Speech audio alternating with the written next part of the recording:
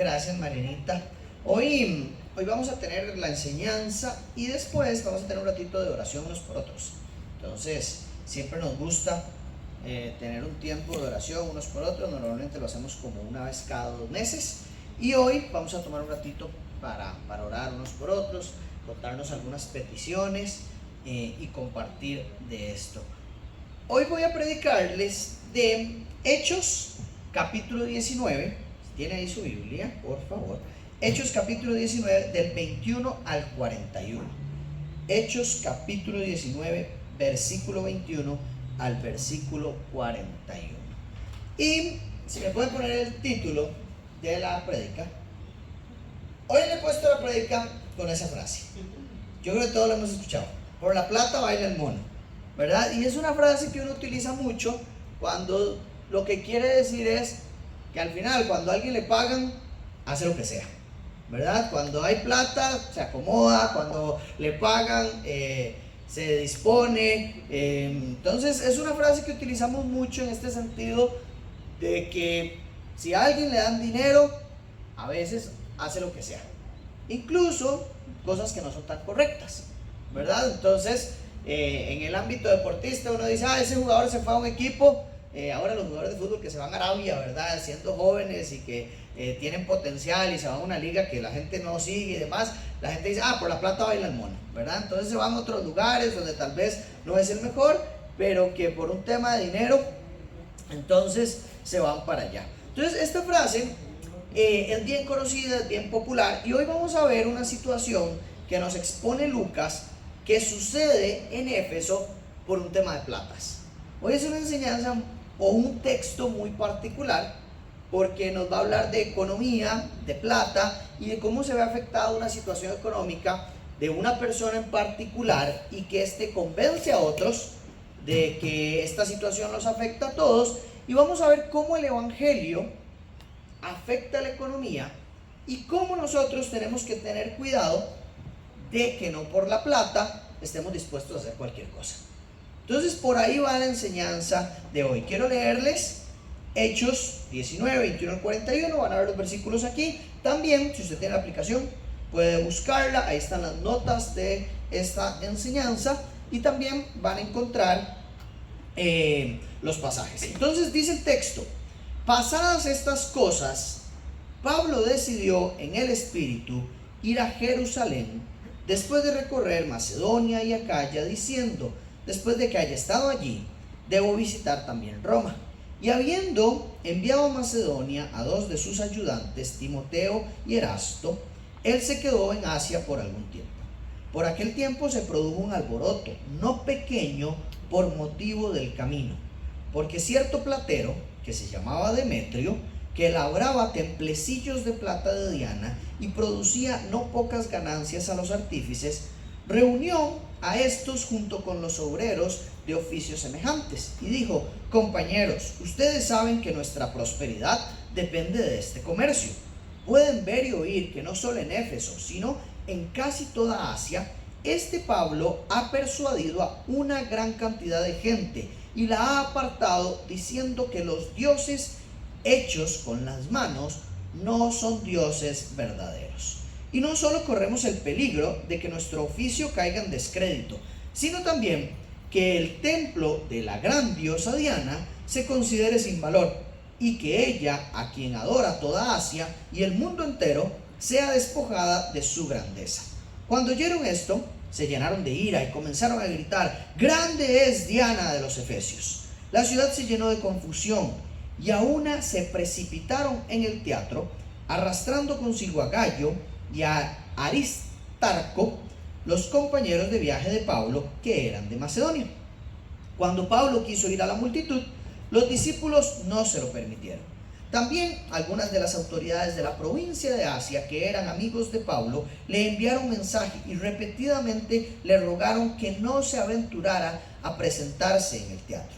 Así que unos gritaban una cosa y otros otra, porque había confusión en la asamblea, y la mayoría no sabía por qué razón se habían reunido.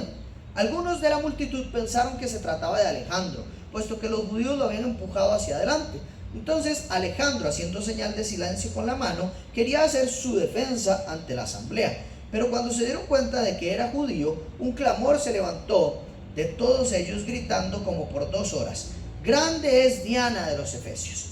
Entonces el secretario, después de calmar a la multitud, dijo: ciudadanos de Éfeso, ¿hay acaso algún hombre que no sepa que la ciudad de los Efesios es guardiana del templo de la gran Diana y de la imagen que descendió del cielo? Puesto que estos hechos son innegables, deben guardar calma y no hacer nada precipitadamente, porque han traído a estos hombres que ni roban templos ni blasfeman a nuestra diosa. Así pues, si Demetrio y los artífices que están con él tienen queja contra alguien, los tribunales están abiertos y los procónsules dispuestos. Presenten sus acusaciones unos contra otros. Pero si demandan algo más que esto, se decidirá en asamblea legítima. Porque ciertamente corremos peligro de ser acusados de crear problemas en relación con lo acontecido hoy, ya que no existe causa justificada para esto, y por ello no podremos explicar este alboroto. Y habiendo dicho esto, despidió la asamblea. Este es el texto que vamos a ver hoy. Voy a orar y ya vamos a ir viendo versículo a versículo qué es lo que está pasando. Señor, te doy muchas gracias porque podemos hoy estar juntos y estudiar tu palabra. Gracias por guiarnos, por enseñarnos. Gracias porque tenemos tu maravillosa escritura a disposición. Te pido, Señor, que hables a nuestros corazones, que guíes esta enseñanza, que seas vos y no yo, y que tu Espíritu Santo trabaje en nuestros corazones para que podamos ser confrontados con tu verdad y transformados por ella, Señor. Gracias por este tiempo. Gracias por estar en medio de nosotros. Gracias porque tu Espíritu Santo nos habla. Gracias porque Él hace la obra que requerimos de acuerdo a nuestras necesidades. En el nombre de Jesús. Amén. Dice el texto, comienza diciendo: pasadas estas cosas, Pablo decidió en el Espíritu ir a Jerusalén después de recorrer Macedonia y Acaya, diciendo: después que haya ido allí, debo visitar también Roma. Aquí Pablo está empezando a despedirse de esta ciudad. Recuerdan que en la ocasión anterior hablamos que Pablo estuvo 2 años largos en Éfeso y vimos el tema, la semana pasada hablamos del tema de los demonios que habían en Éfeso y cómo la gente estaba queriendo usar el nombre de Jesús como un método, una receta mágica para expulsar demonios.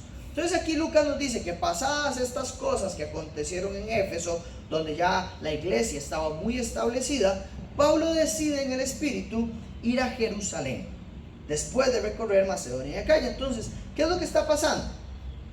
Pablo decide en el Espíritu, dice ahí, ir a Roma. Él lo que quería era ir a Roma, pero para ir a Roma dice: voy a pasar por Jerusalén. Y en el recorrido pasa por Macedonia y por Acaya. Habíamos visto que en Acaya estaba la iglesia de Corinto y en Macedonia estaban varias iglesias, dentro de ellas la iglesia de Macedonia. Y en Éfeso teníamos esta iglesia, que es lo que se le llama Asia. Turquía actualmente, y lo vamos a ver en un mapa la otra semana cuando terminemos de ver estos recorridos, Turquía, lo que es Turquía hoy, se dividía en varias provincias.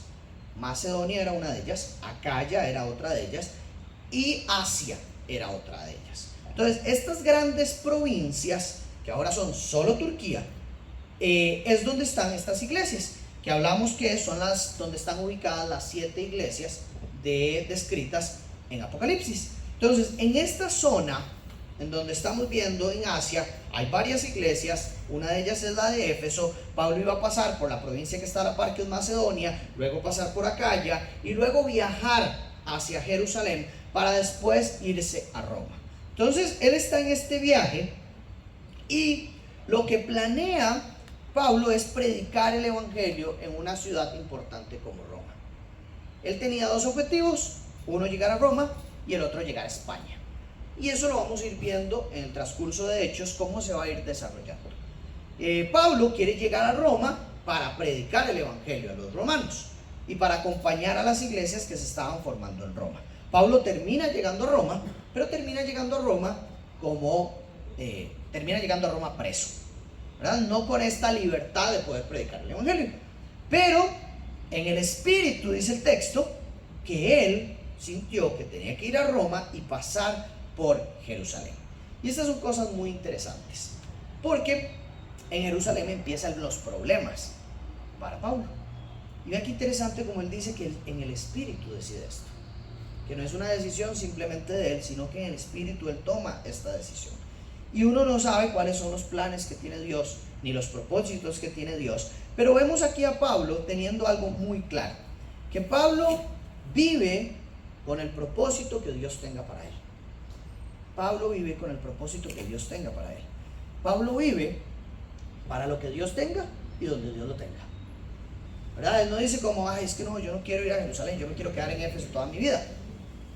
Pablo lo que dice es, yo voy a donde Dios quiera que yo vaya, en el tiempo que Él quiera que yo vaya. Y esto es muy importante como primera lección para cada uno de nosotros como cristianos. Siempre que vemos hechos, nos damos cuenta de algunos hechos, pero que tienen enseñanzas muy profundas detrás. ¿Cuál es la enseñanza más valiosa de este primer punto para cada uno de nosotros? Es cómo tomamos nosotros decisiones de lo que queremos hacer.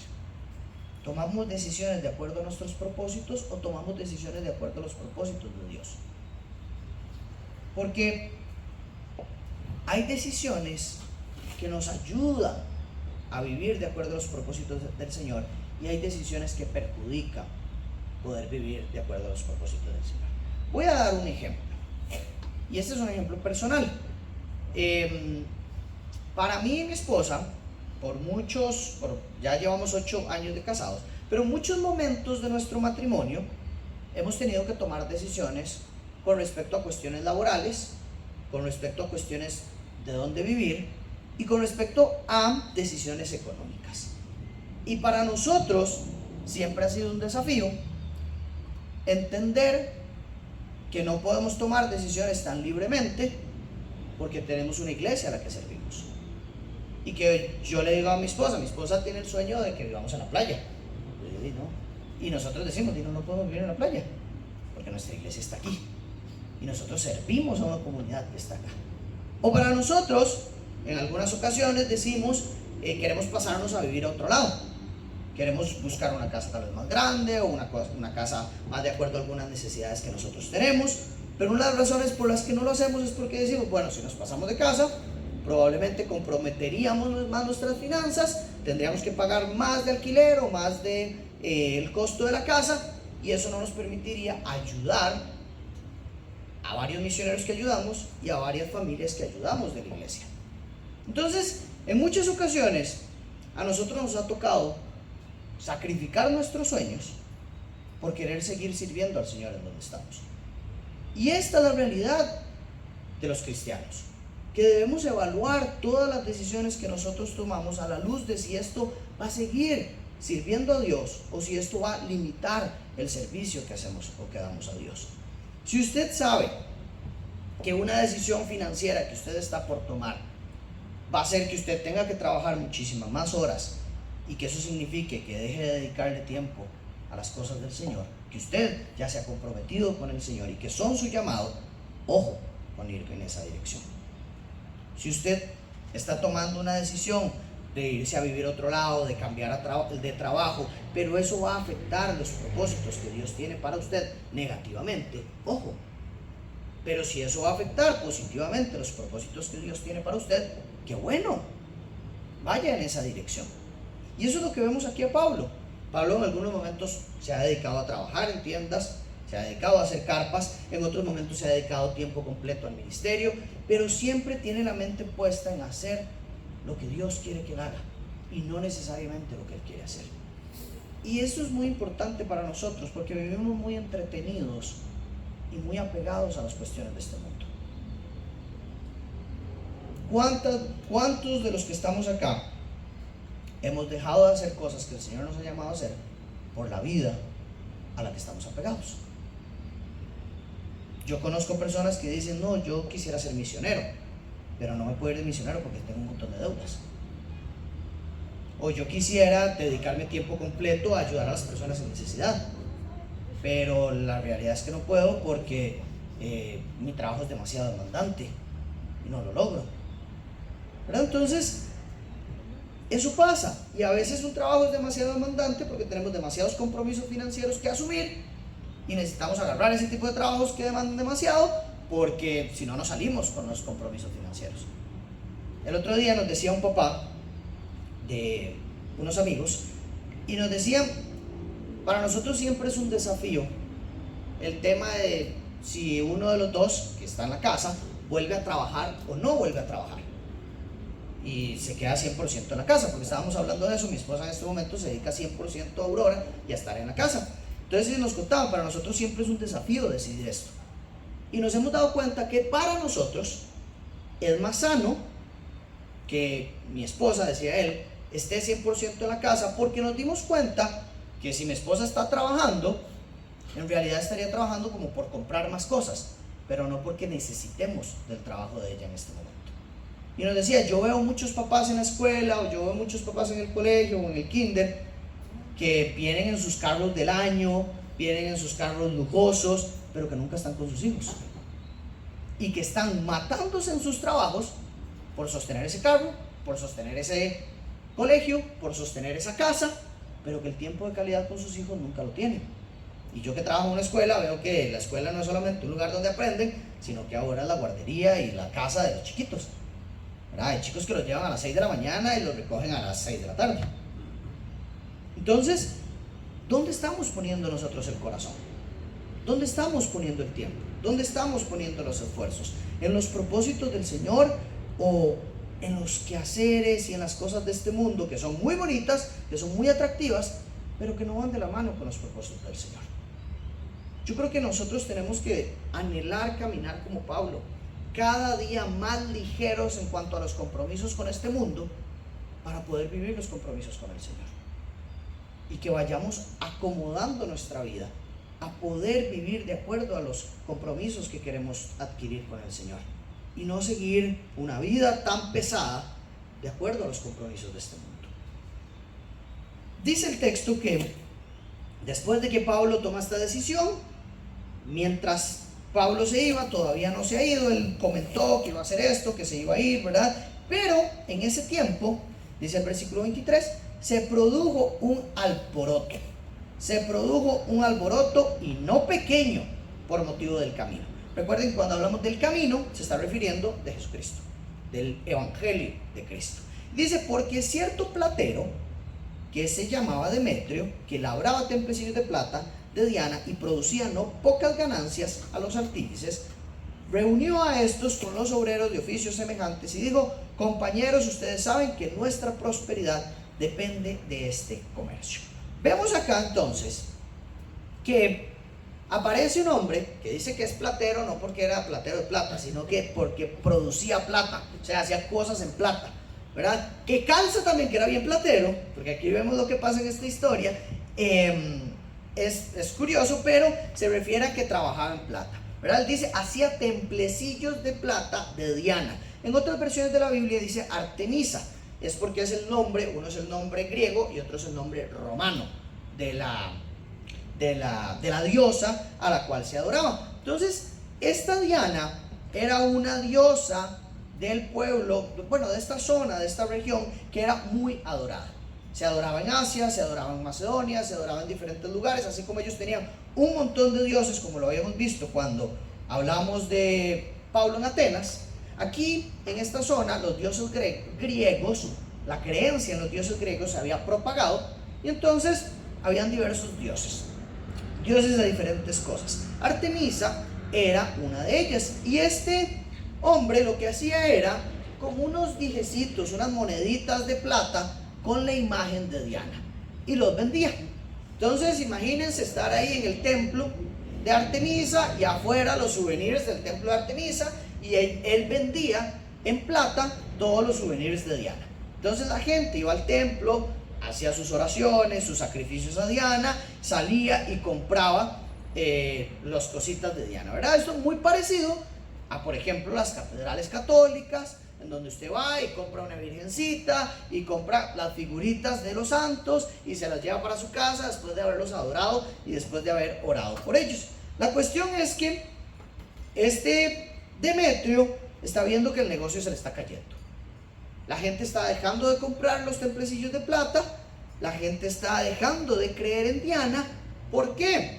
Porque las personas se estaban convirtiendo a Cristo, ¿verdad? Él dice que Pablo anda diciendo que los dioses hechos por hombres no son dioses verdaderos, entonces que la gente ya no está comprando cosas de Diana porque la gente ya no está creyendo en Diana. Eso es lo que está pasando. Entonces él teme que su negocio se caiga y lo que hace es apelar a la religiosidad de las personas para manipularlas y hacer un alboroto, ¿verdad? Hacer un alboroto en medio de todos, y lo que dice es que reúne a los de su propio oficio. Entonces agarró a todos los que hacían, a todos los plateros, y dijo: muchachos, tenemos un problema, se nos está cayendo el negocio, no solo a mí, sino a todos nosotros, porque este Pablo dijo que no se puede adorar a Diana, que es un dios falso, y entonces ya nadie nos está comprando. Esto me está afectando a mí, pero le va a afectar a todos ustedes. Entonces hagamos algo. Entonces todos creyeron lo que Demetrio decía y generaron disturbios, y no solo disturbios, sino que atacaron a dos personas cristianas. Atacaron a Gallo y atacaron a Aristarco, ¿ok? Y decían: grande es Diana de los Efesios.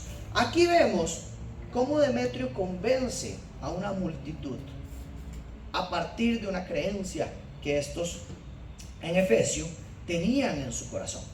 Y aquí hay varios temas que podemos destacar. El primero es el tema económico, el tema del negocio, ¿verdad? Que vemos en Demetrio, varios temas en Demetrio, que dice que nos damos cuenta cómo el evangelio está afectando la economía de aquellos que fabricaban ídolos. Aquellos que estaban fabricando ídolos estaban viendo su negocio afectado, y entonces hay un miedo económico, y los artesanos empiezan a temer porque pueden perder su negocio. Lo segundo que vemos es un engaño en el que Demetrio manipula a las masas acusando a Pablo de desacreditar a Diana, ¿verdad? Él no está diciendo: tenemos un problema, la gente está dejando de creer en Diana, sino él está diciendo: Pablo desacreditó a Diana y por esa razón no nos están comprando, ¿verdad? Entonces le echa las culpas a Pablo de desacreditar a Diana, que en realidad Pablo no desacredita a Diana. Este es un efecto secundario de la predicación del evangelio de Pablo. Pero Pablo no está dedicándose a desacreditar a Diana. Pablo no es que dice: voy a ir al templo a hablar mal de Diana, voy a decirle a la gente que Diana no sirve. No, Pablo está predicando a Cristo, y está predicando que Cristo es suficiente, y está predicando que no se requiere hacer sacrificios a otros dioses, y está predicando que el verdadero Dios es el Dios que creó el universo, y está predicando que este Dios que creó el universo envió a Jesucristo y es el Mesías, y rescató a las personas de esta religiosidad en la que antes vivían. Entonces Demetrio engaña a las personas sabiendo que hay una pasión religiosa en esta población, y genera el alboroto. Y nos damos cuenta aquí de varias cosas: que el evangelio, aunque es una cuestión de fe, es una cuestión que tiene que ver con lo espiritual, que tiene que ver con lo eterno, afecta a la cultura y afecta a la economía. Y voy a dar un ejemplo de algo que pasó acá, y que recuerdo que en las elecciones del 2014, cuando era Fabricio Alvarado contra Carlos, se me olvidó el apellido, Alvarado. Okay, gracias. Pasó algo muy particular, y es que los católicos se pusieron en contra porque habían dicho que Fabricio Alvarado iba a quitar todas las cuestiones de la Virgen y que estaba en contra de todas las prácticas católicas, y eso generó una efervescencia en el pueblo que dijo: no se puede votar por este porque va en contra de todas las prácticas católicas. Vean que está pasando exactamente lo mismo. 2000 años después, alguien usó el temor a perder unas prácticas religiosas para convencer a una multitud de una decisión. Aquí fue la decisión: buscaban que Pablo se fuera, que dejara de predicar estas cosas, que lo encarcelaran, todas esas cosas. En Costa Rica fue la decisión de la escogencia de un presidente. Ya, entonces no estoy diciendo aquí cuál político era correcto, cuál era incorrecto. No estoy hablando de eso, para que no confundamos el tema. Estoy hablando de lo que aconteció, de cómo se utilizó esta cuestión de una efervescencia y una pasión religiosa en nuestro país hace pocos años, así como lo hizo Demetrio. ¿Y por qué pasa esto? Porque la idolatría que hay en los corazones de las personas genera una resistencia al mensaje de Cristo. Cuando las personas tienen ídolos religiosos, automáticamente tienen una resistencia al mensaje de Cristo. Por eso muchas personas no conocen a Cristo, por eso muchas personas no se convencen de Cristo, porque su religiosidad tiene ídolos, les ha formado ídolos que cuando se enfrentan con el mensaje de Cristo, les corresponde decidir si van a seguir creyendo en esos ídolos o van a votar esos ídolos. Y ahí es donde hay una pared y las personas prefieren la fuerza de sus viejas costumbres que cambiar esa forma de vivir y vivir de acuerdo a la fe en Cristo Jesús. Y eso es lo que está pasando acá. Demetrio usa la religión para provocar ira, para provocar miedo a una multitud, sabiendo el peso que tiene esto, para generar una resistencia al mensaje de Cristo que estaba convenciendo a las personas. Es muy vacilón lo que pasa acá, porque dice el texto en el versículo 32 que la gente estaba hasta gritando sin saber por qué, que no sabían qué estaban haciendo ahí, que no sabían por qué estaban gritando, pero ellos estaban ahí con el molote gritando: Diana es la diosa de los efesios, grande es Diana la diosa de los efesios, sin darse ni siquiera cuenta por qué estaba pasando eso. Y eso es tan típico de nuestra cultura y de nuestra sociedad. Gente que les ponen una ideita pequeña y de pronto lo siguen 5, 10, 15 y después usted ve una multitud ahí frente a una iglesia, frente a la casa presidencial, haciendo una marcha, en el trabajo, porque alguien supo usar las palabras correctas para que esa multitud enardeciera.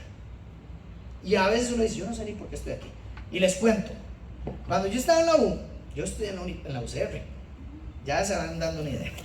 Pero bueno, cuando yo estudié en la UCR, a uno le decían: hay que ir a la marcha del FES. Hay que ir a la marcha del FES. Vean, yo hasta este año investigué que era la marcha del FES. Pero pregúnteme, ¿a cuántas marchas del FES fui? ¿Como a 4? Todos los años que estuve en la U, fui a la marcha del FES. Y hasta este año que trabajo en la UCR, y dije: yo voy a averiguar qué es esta carajada de la marcha del FES, porque siempre me dicen que vaya y yo antes no tenía el criterio y iba ahí como baboso. Y yo iba a todas las marchas del FES. Claro, nos daban clases libres, nos decían que las ausencias quedaban justificadas, no había que hacer el quiz de química, y yo iba para allá. Yo iba de fijo a la marcha del FES a hacer el papel, porque eso es lo que hacía. Íbamos un montón ahí haciendo loco, vacilando. Pero realmente, ese grupito mío que andaba por ahí, ninguno tenía idea de qué estábamos haciendo ahí. Y esto es lo que pasa acá. La gente convencida de una idea de la que no tiene ni sentido, porque no la ha interiorizado, no sabe de qué se trata, y simplemente va ahí siguiendo las masas, porque de alguna forma le han dicho que hay que estar ahí. Y esa es la realidad de nuestra cultura. Un montón de ideas, un montón de filosofías se han metido en la gente, que cuando se las explicamos realmente la gente dice: así yo eso, mira, yo no lo creo, pero yo no sabía que era así la cosa. Y ojo, esto también pasa en las iglesias, esto también pasa en los cristianos. Personas que han dicho: es que la venida del Señor es el 15 de septiembre del año 2023, y todo el mundo empieza: es que eso va a pasar, y se va preparando y no sé qué. Llega el 15 de septiembre del 2023 y todos en los desfiles, nadie se fue, nadie se llevaron, el Señor no apareció, pero todo el mundo lo creía. Y así vamos creyendo un montón de cosas religiosas que no tienen ni pies ni cabeza, pero alguien las dijo, otro las repitió y se convirtieron en verdad. Y es que eso pasa cuando una mentira se repite de manera sabia constantemente. La gente empieza a creer que es verdad. Y eso es lo que está pasando aquí con la iglesia de Efesios. Y tenemos que tener muchísimo cuidado con esas cosas. Después, ya voy a hablar un poquito más de las lecciones y de los aprendizajes que podemos ver de esto. Pero después de esto, la multitud está enardecida, la multitud está vuelta loca con Pablo, y dice el texto que Pablo quiso ir a la multitud. Versículo 30. Cuando Pablo quiso ir a la multitud, los discípulos no se lo permitieron. También algunas de las autoridades de la provincia de Asia, que eran amigos de Pablo, le enviaron mensaje y repetidamente le rogaron que no se aventurara a presentarse en el teatro. Pablo quería ir a arreglar la bronca, ¿verdad? Pero Pablo no iba a ir a arreglar nada. Pablo iba a hacer que eso fuera, que ardiera Troya, ¿verdad? Pablo iba a decir la verdad delante de todos, y aquí vemos que los discípulos lo retienen. Y a mí me llama la atención esto, porque en algunas ocasiones Pablo ha ido y los discípulos lo han acompañado, y en otras ocasiones Pablo ha sido detenido o retenido. Y yo creo que esto es importante, porque hay que tener la sabiduría, la sapiencia y el discernimiento para saber en qué momentos hay que pelear y en qué momentos hay que esperar. Qué peleas hay que meterse ahí y boxear, y qué peleas hay que decir, vamos a ver qué pasa. Vamos a ver cómo el Señor mueve estas cosas. Y aquí vemos uno de esos momentos. Pablo tenía ganas de ir, pero sus discípulos y las autoridades que estaban en Asia le dijeron, Pablito, mejor no vaya. No vaya donde las multitudes, tenga paz. Y esto es interesante porque dice, le enviaron mensaje. No era como que le enviaron un correo electrónico, ¿verdad? Ni un WhatsApp, Pablo, quédese en la casa. No había estas cosas. O sea, quiere decir que esta multitud estaba enardecida por varios días. Porque para que le enviaran un mensaje, alguien tuvo que llevarse el mensaje, ir caminando o ir en un medio de transporte de la época, en una carretica, en un caballito, corriendo, a llevarle este mensaje a Pablo. O sea, eran sus kilómetros, era su distancia, eran sus días de viaje. Entonces la multitud parece que por varios días estaba presente en el teatro de Éfeso, peleando por esta situación de que Diana estaba siendo atacada cuando nada que ver con lo que estaba pasando. Y Pablo aquí quiere ir, pero los discípulos y las autoridades, sus amigos, le dicen, quédese quieto, quédese quieto. Y yo aquí veo como, probablemente por dirección del Señor, sus discípulos le dijeron que se quedaba quieto, pero también sus amigos, que dice que eran autoridades de la provincia de Asia, sabían seguro que esto se iba a pasar, que no iba a ser gran cosa, y que mejor Pablo no fuera a enredarse más con un asunto que no lo ameritaba. Y esa es la clave de este punto. Tenemos que ser sabios para no meternos en cosas que no ameritan que enredemos más la cosa. A veces hay discusiones necias que tenemos entre cristianos, a veces hay peleas tontas que tenemos entre cristianos que ni siquiera tienen un argumento o un elemento que uno diga, ay, esto es demasiado relevante y tenemos que resolverlo. No, a veces es, hey, dejémoslo pasar, no pasa nada. O sea, yo he visto cristianos pelear por temas políticos donde no se habla. Yo he visto cristianos pelear por temas económicos donde no se habla. Yo he visto cristianos pelear por temas de fútbol donde llegan a decir, no le vuelvo a hablar a esta persona. Temas que uno dice, ¿para qué nos vamos a enredar con eso? Y también he visto cristianos enredarse con temas que no sabemos la respuesta absoluta en la Biblia. Que si la salvación se pierde o no se pierde. Hay unos que dicen que sí, tienen sus argumentos, y hay otros que dicen que no, y tienen sus argumentos. Pero no vamos a convencer a unos ni a otros. ¿Para qué vamos a seguir en esa discusión? Entonces, agarremos para nuestro saco que hay que ser sabios para saber en qué momentos pelear y en qué momentos dejar que la cosa fluya. Y si hay alguien que es experto en esas cosas, son los casados. Los casados saben cuando dicen, este pleito, yo ya lo perdí hace 25 años, ahí no me meto otra vez. Y tienen esa sabiduría que uno dice, mira, como lleva la fiesta en paz, yo me hubiera puesto vuelto loco. Pero ya tiene esa sabiduría de decir, hay peleas que uno ya no tiene por qué meterse. Ya hay cosas que no se van a reparar, ya hay cosas que no vamos a cambiar el uno del otro. Y hay que saber en qué cosas pelear, por qué cosas discutir y por qué cosas no vale la pena. Y eso es lo que estamos viendo acá. ¿Qué le dicen a Pablo? ¿Qué cosas no vale la pena desgastarse? Continúa el texto diciéndonos que la multitud estaba confundida, que no sabía ni por qué razón se habían reunido, versículo 32, que algunas personas pensaban que era Alejandro, Y esto es interesante, uno dice, ¿quién es este Alejandro? Bueno, parece que Alejandro era otro caso que había en el mismo tiempo.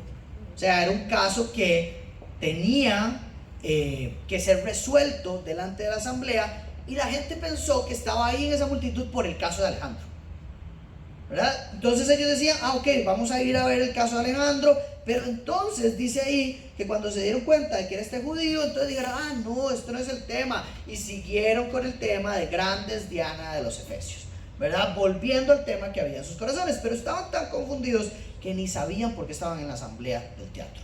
Entonces, versículo 35, aparece una autoridad. Aparece un secretario que calma a la multitud y les dice, ciudadanos de Éfeso, ¿hay acaso algún hombre que no sepa que la ciudad de los Efesios es guardiana del templo de la gran Diana y de la imagen que descendió del cielo? Puesto que estos hechos son innegables, deben guardar calma y no hacer nada precipitadamente. Este hombre, este secretario, esta autoridad que aparece por ahí, calma a la multitud diciéndoles, aquí todo el mundo cree que Diana es diosa. O sea, lo que diga Pablo no va a convencer a las personas de que crean o que dejen de creer. Entonces, dejemos este rollo en paz. Todos saben que es innegable lo que pasó con Diana, ¿verdad? Él está apelando o está usando el argumento de su fe, de su creencia, de que ellos piensan que Diana es real, y entonces está calmando así a las multitudes. Y a lo que dice al final es, estos hombres no han robado templos y tampoco están blasfemando a nuestra diosa. Y ahí lo que hace este secretario es negar lo que estaba haciendo Demetrio, ¿verdad? Demetrio estaba diciendo que Pablo estaba desacreditando a la diosa, y aquí vemos que él dice, esta gente no está robando templos y tampoco está desacreditando a nuestra diosa. Entonces, vayámonos en paz, porque más bien nosotros nos vamos a meter una bronca por hacer alborotos sin tener una justificación de peso para hacer alborotos. Si hay una demanda real, llévenla a la asamblea. Demándense unos a otros, dice, y llévenlo a la asamblea. Pero esto que estamos haciendo acá no tiene una causa justificada. Entonces, cada quien para su casa. Vámonos y se acabó este rollo. Esto es una persona que no es creyente, que no es cristiana. Pero aquí podemos ver cómo Dios va guiando la obra en medio de todo. Y cómo va cuidando la vida de Pablo a partir de personas que incluso no son creyentes. Y que una situación que podía enredarse muchísimo más si Pablo llegaba, se terminó resolviendo solita. Entonces, haciendo un resumen de todos los elementos de este texto, podemos ver que Pablo predica un evangelio de Cristo que desafía a las personas, que desafía lo que hay en sus corazones, pero también desafía la idolatría y la economía de las personas en Éfeso. Pablo predica un evangelio que desafía el corazón de la cultura, no solamente el corazón de las personas. Esto provoca una reacción violenta de aquellas personas que están inmersas en la cultura porque se ven afectadas religiosamente o económicamente. Sin embargo, Dios usa un funcionario para calmar esta situación y que las cosas vayan con normalidad. Y aquí quiero dedicarme a exponer dos puntos. Primer punto, el evangelio siempre va a confrontar el corazón de la cultura en la que estamos inmersos. ¿Qué significa esto? Que el evangelio desafía los sistemas económicos y los sistemas religiosos y los sistemas habituales que están basados en idolatría.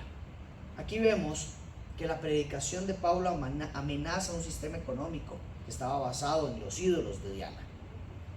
Y hoy vemos en la actualidad que muchísimas industrias, muchos negocios prosperan por valores contrarios al evangelio, y que su fuente de economía son valores, o su fuente de ingresos, su fuente de prosperidad son valores que van en contra del evangelio.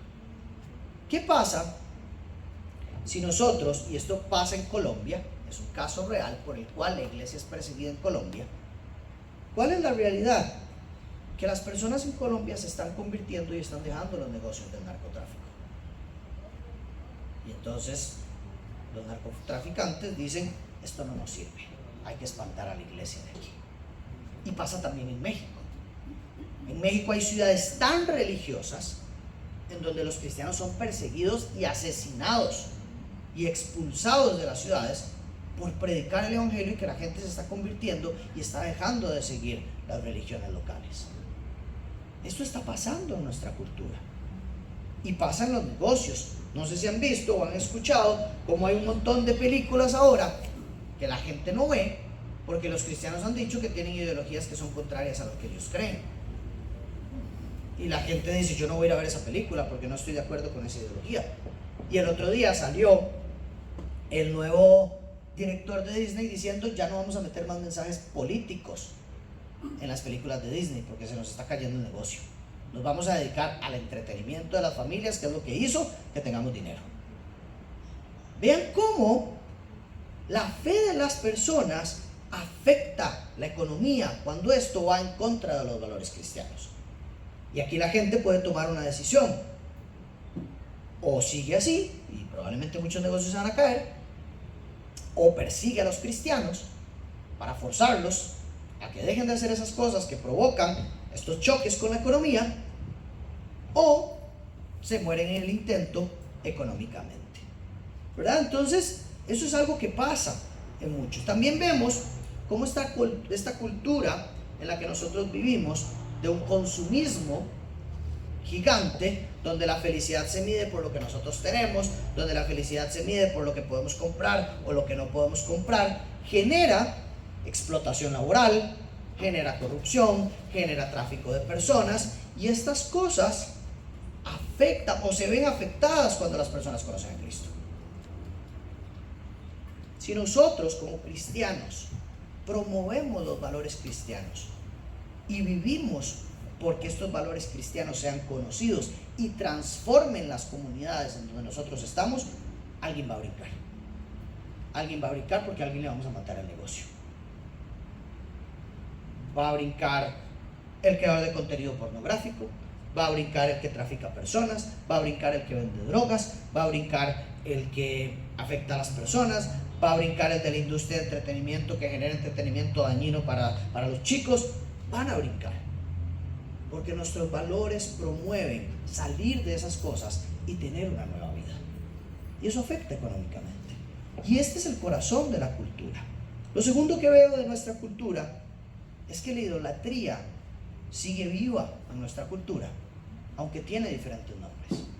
En Éfeso era Diana o Artemisa, una deidad falsa que era adorada con mucho fervor, pero hoy en día tenemos ídolos o dioses que simplemente han cambiado de nombre o de forma. El dinero es un dios, el éxito es un dios, el placer es un dios, el entretenimiento es un dios, el reconocimiento es un dios, la autoimagen es un dios.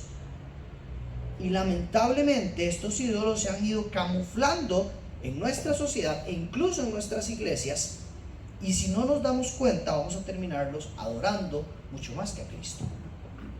Hoy yo veo personas que prefieren el reconocimiento que obedecer a Jesús. Hoy yo veo personas que prefieren el éxito laboral que obedecer a Jesús. Hoy yo veo personas que prefieren el placer que obedecer a Jesús. ¿Qué significa esto? Que estas cosas están en el primer lugar del corazón y no Jesús. Entonces son dioses que hay en los corazones de las personas. Esta idolatría en Éfeso, aunque parece muy distante, aunque parece muy lejana, y aunque uno dice es una locura, está en medio de nosotros. Está en cada uno de nosotros. Y tenemos que trabajar diariamente de la mano de Jesucristo y del Espíritu Santo para que esto sea transformado en nuestras vidas. El tercer punto que veo en cuanto a la cultura es que la cultura casi siempre, o siempre, va a reaccionar con hostilidad cuando el Evangelio desafía sus valores. Aquí vemos lo que pasa en Éfeso, pero hoy vemos reacciones similares cuando el Evangelio cuestiona ciertos valores que que son culturales. Hemos visto las reacciones cuando el Evangelio, cuando la iglesia habla de la inmoralidad sexual. Todo el mundo brinca y no le gusta escuchar ese tema, incluso a cristianos. Hemos visto qué pasa cuando se predica acerca de temas como el aborto, temas como la eutanasia, temas como el dinero, temas como la integridad, la honestidad. Hemos visto cómo reacciona la cultura ante la posición cristiana de estos temas. Hemos visto cómo reacciona la cultura cuando se predica un tema que es sensible y que la cultura ama. Reacciona con hostilidad. Y se pide tolerancia a los cristianos, pero no hay tolerancia para el cristiano.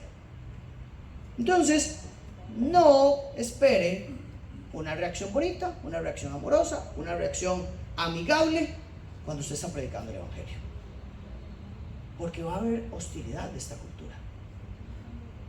Y esto lo digo incluso en nuestras familias.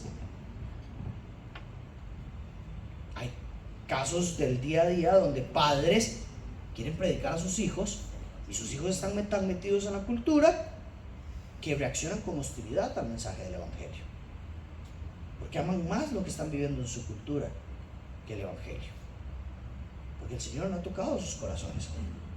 Y esto es parte del proceso de la predicación del Evangelio en nuestras familias.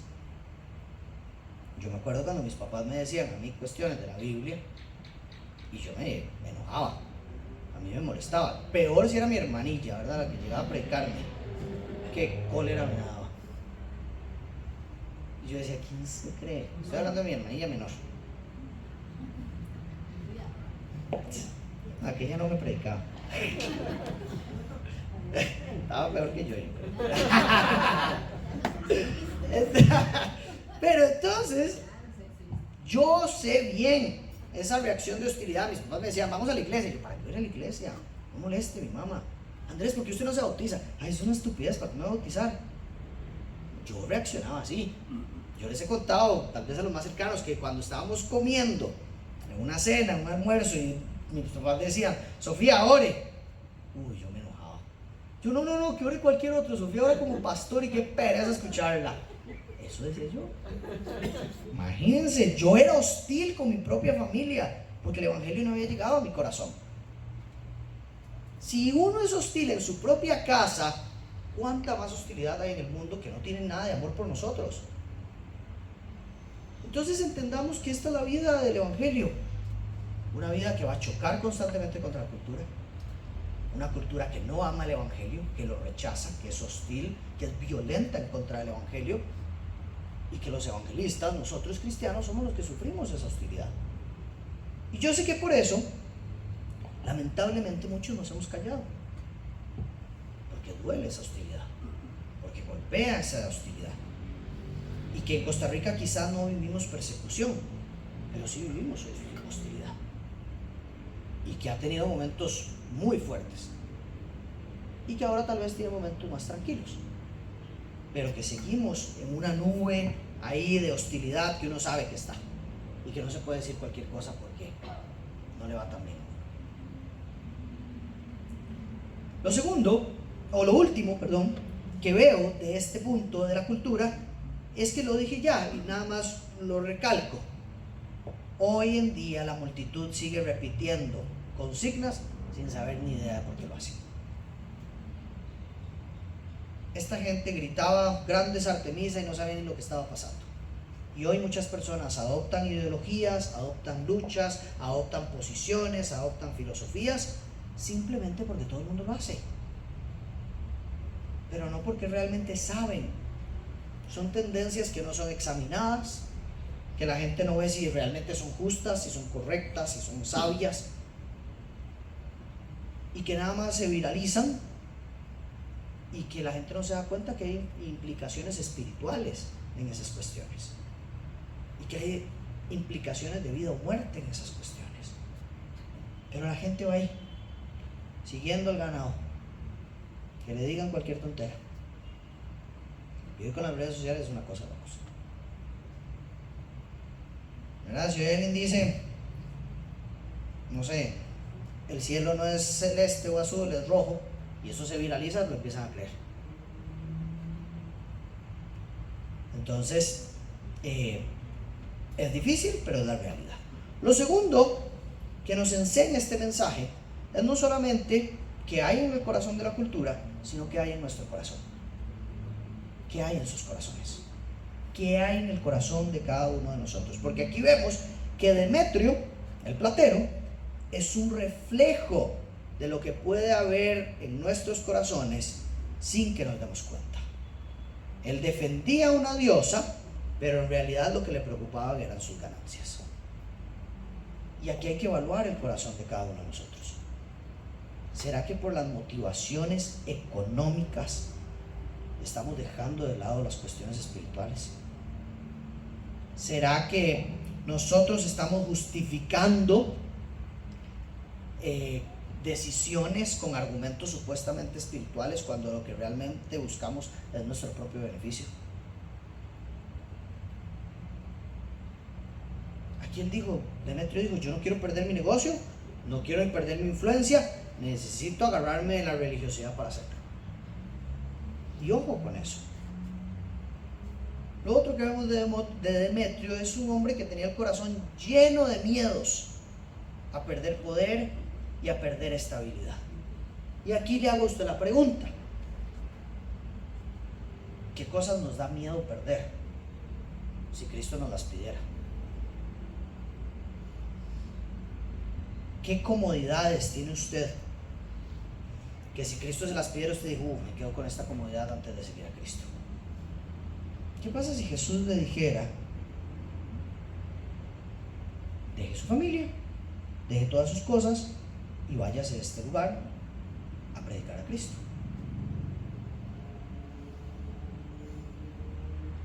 ¿Cuántos seríamos obedientes a esto? ¿A cuántos nos lo ha dicho y no lo hemos hecho? ¿Qué pasa si el Señor nos dijera, como le dijo al hombre rico, vende todas sus posesiones, dáselo a los pobres y sígueme? ¿Será que nos parecemos al hombre rico? Jesús terminó diciendo, es más fácil para un camello entrar por el huequito de una aguja que para los ricos entrar al reino de Dios. No dijo que los ricos no entran al reino de Dios, sino que dijo, los ricos están tan aferrados a su comodidad y a sus riquezas que prefieren eso que seguir a Cristo. Y yo creo que eso aplica para nosotros. Seamos honestos.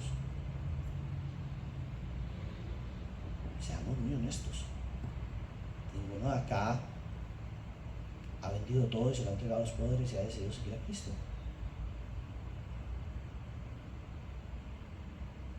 Yo sé que estamos llenos de temores por perder comodidades, por perder reconocimientos, por perder un éxito terrenal, porque tenemos compromisos, porque tenemos familias, porque tenemos un montón de cosas. Pero ojo con que eso no tenga el primer lugar en el corazón. Hoy venía pensando, cuando venía de camino, y no sé por qué pensé en eso, pero yo decía, estamos tan... Se nos olvida tanto este pasaje de dejen de construir tesoros aquí en la tierra y busquen construir tesoros en el cielo. Y lo que venía pensando era, ya mi hija tiene 6 meses y yo estoy más pendiente de a cuál escuela va a ir que de los tesoros que hay en el cielo. Y yo tengo que dirigir a mi hija hacia los tesoros en el cielo, no hacia a qué escuela va a ir aquí en la tierra. Es importante, pero no es lo más importante, es muy cerca. A veces uno dice, ay, ¿qué será mi hija cuando sea grande? Y yo digo, ¿qué importa? Que sea discípula de Jesús. El resto es irrelevante a la par de eso. Que se dedique a lo que quiera, pero que sea discípula de Jesús. Yo debería enfocarme en eso, no pensar, ay, es que si va a este colegio va a ir a esta universidad, es que si va a este colegio va a tener esto. No. Yo tengo que ponerle todo lo que pueda para que ella conozca a Cristo y camine con Cristo. Y lo demás que venga por añadidura. Pero vivimos tan diferente. Y lo digo por mí, tal vez usted no. Pero yo venía en el carro con esa lucha. pensando más en las cosas de la tierra para mi hija que en las cosas del cielo para ella. Y voy a ser muy honesto, si al final de toda de la vida de mi hija ella lo tiene todo y no tiene a Cristo, fracasé como padre.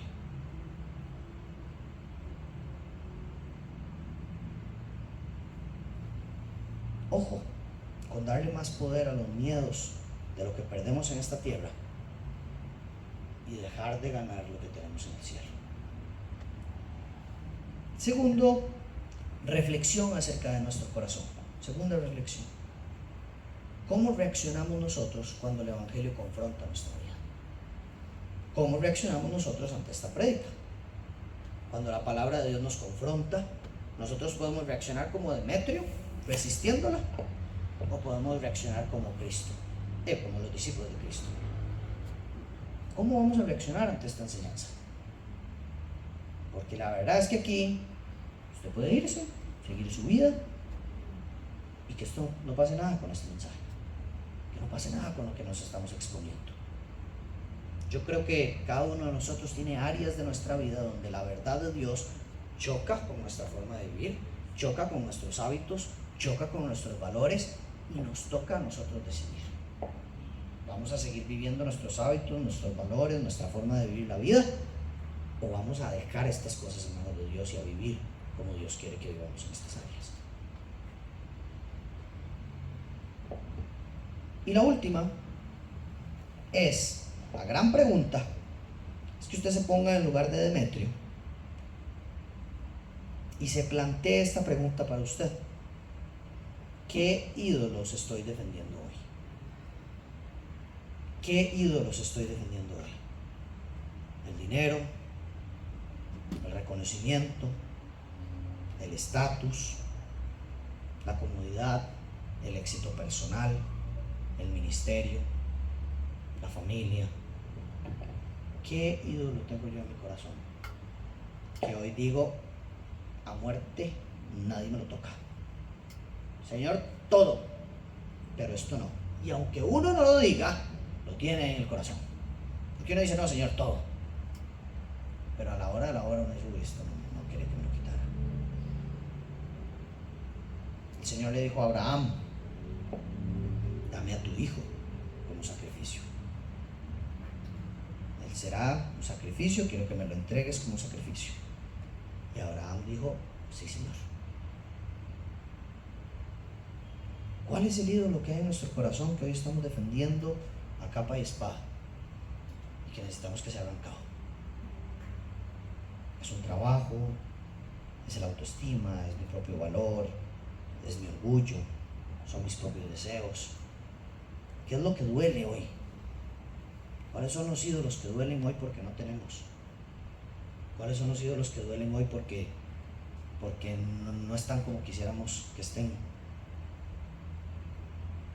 Si nosotros defendemos algo más que a Cristo, con la misma pasión que estos efesios defendían a Artemisa, esto puede ser una buena señal de que hay idolatría en su vida. Que es algo que yo defiendo aún más que los valores de Cristo. Mi posición, mis ideas, ¿cuáles ideas defiendo más que lo que veo en la Biblia? Hay gente que dice, yo soy cristiano, pero esta parte de la Biblia yo no la creo, porque defiendo más una idea, una posición que yo tengo, que lo que dice esa porción de la Biblia. Y ahí es donde nosotros tenemos que decir, creo que me parezco a esta gente de Éfeso. Y termino con algo que es evidente en este texto, y es que Dios sigue siendo soberano en medio del caos. Dios sigue siendo soberano en medio del caos. A pesar de la revuelta, Dios usa un funcionario romano para calmar la situación. ¿Cuál es la aplicación de esto? Es que tomar hoy estas decisiones de obedecer este mensaje significa caos en la vida. Significa que se va a descontrolar lo que tal vez pensamos que está controlado. Significa que vamos a enfrentar oposición, significa que vamos a enfrentar injusticia, significa que vamos a perder comodidad, significa que va a doler un montón. Pero en medio de ese caos, ese dolor, esa crisis, Dios sigue estando en control. Y cuando usted tome una decisión de obedecer a Cristo por encima de sus propios valores, Dios va a cuidar de usted. Dios va a respaldarlo. Dios va a proveer. Dios va a estar ahí. Y esa es la fe que tenemos que tener. Hay un pasaje en Éxodo que no recuerdo ahorita la cita, pero el Señor dice, Dios está hablando con el pueblo y les dice, no teman. Y el siguiente versículo dice, teman a Dios. Y dice, no teman. Y el siguiente versículo, teman a Dios. O sea, no es como contrario, Dios. Y lo que este pasaje nos enseña es, o nos invita a reflexionar, es que el Señor le estaba diciendo al pueblo, no teman a todas las cosas que hay alrededor de ustedes. Teman solo a Dios. Confíen solo en Dios. Pongan su confianza solo en Dios. No pongan su confianza en todas las cosas que pueden perder. No pongan su confianza en todas las cosas que tienen alrededor. No teman por esas cosas. Teman por el Señor. Busquen al Señor. Referencien al Señor como su fuente de confianza. Eso era lo que Dios le estaba diciendo al pueblo cuando le dice, no teman. Teman solo a Dios. Dejen de preocuparse por todas las cosas terrenales. Preocúpense solo por las cosas de Dios. Dejen de preocuparse por todas las cosas de este mundo. Preocúpense solo por obedecer y agradar al Dios del universo que los ama y que los ha rescatado, que los ha comprado con sangre preciosa para que vivan para Él. Porque no es un Dios injusto que está ahí diciendo, sírvame y nada más. No, vino a servirlo a usted, vino a morir por usted. Y ese Dios le está diciendo, llámame a mí, viva para mí. No viva para las cosas de este mundo que no tienen sentido. Ese es el Dios. No es un Dios castigador, no es un Dios lejano, es un Dios que se hizo hombre y que nos invita hoy a rendir nuestro corazón completamente a Dios y vivir con fidelidad solamente a Dios, sin temer de las consecuencias. Y ese es el desafío hoy, que cada uno de nosotros, yo incluido, nos animemos a temer más a Dios que temer a este mundo, a temer más a Dios que temer a un jefe, a temer más a Dios que temer a las masas, a temer más a Dios que temer a un hijo, que temer a un papá, que temer a una reacción, que temer a una consecuencia, que temer a cualquier cosa a la que le tememos. Que podamos ser fieles al Señor a pesar de las circunstancias, porque creemos y sabemos que Dios sigue en control aún en medio del caos. Oramos. Señor, muchísimas gracias por tu verdad. Gracias, Señor, porque enseñas tanto en todas las porciones de la Biblia. Vos sabés, Señor, que cuando leí este pasaje a principio de semana, yo decía, aquí no hay nada para enseñar. Y trataste con mi corazón y me has enseñado muchísimo a mí, Señor. Te pido perdón, Señor, por vivir para mí. Te pido perdón por no estar enfocado en los tesoros maravillosos del cielo y estar pensando en solo las cosas terrenales para mí y para mi familia. Te pido perdón por estar más preocupado por las cosas de este mundo que por temerte, por serte fiel, por obedecerte y por seguirte. Te pido perdón por buscar primero las añadiduras y en segundo lugar el reino de Dios y su justicia. Te quiero pedir, Señor, que me hagas un hombre valiente, que me hagas un hombre íntegro y honesto, que pueda verse al espejo y decir, yo busco primero el reino de Dios y su justicia y todo lo demás vendrá por vos, Señor. Señor, perdóname por vivir para mí, por vivir con temores a perder la comodidad. Perdón también porque, Señor, sé que a veces tomo decisiones que por tener más comodidad o por tener mejores cosas terrenales comprometen mi libertad para vivir para tus propósitos, Señor. Yo sé que a veces me afano por cosas de este mundo y eso genera que mi cabeza esté pensando más en las cosas de este mundo que en las cosas tuyas, Señor. pido que me ayudes, que tu Espíritu Santo me hable cuando estoy desviándome, que tu Espíritu Santo me encamine cuando estoy yendo para otro lado, que tu Espíritu Santo me recuerde esta enseñanza día con día, Señor, que yo pueda meditar hoy, meditar mañana, meditar de noche y de día. ¿En dónde está mi corazón? ¿Dónde están mis dioses? ¿Dónde están esos ídolos? Que yo pueda reflexionar si estoy viviendo como Demetrio o estoy viviendo como un discípulo tuyo, Señor. Te pido que transformes mi corazón y mi vida y mi mente, que la renueves y que hoy piense de acuerdo a tus pensamientos y no a los míos. Dame la mente de Cristo, Señor, por favor. En el nombre de Jesús, te doy gracias por este tiempo, Señor. Te pido que este ratito que vamos a tener de orar unos por otros sea ministrado por vos y que salgamos de aquí fortalecidos, edificados, consolados en medio del caos que tal vez estamos viviendo, Señor. Danos valentía, danos dominio propio, danos gozo, danos paz y ayúdanos a caminar conforme a tu verdad. En el nombre poderoso de Jesús.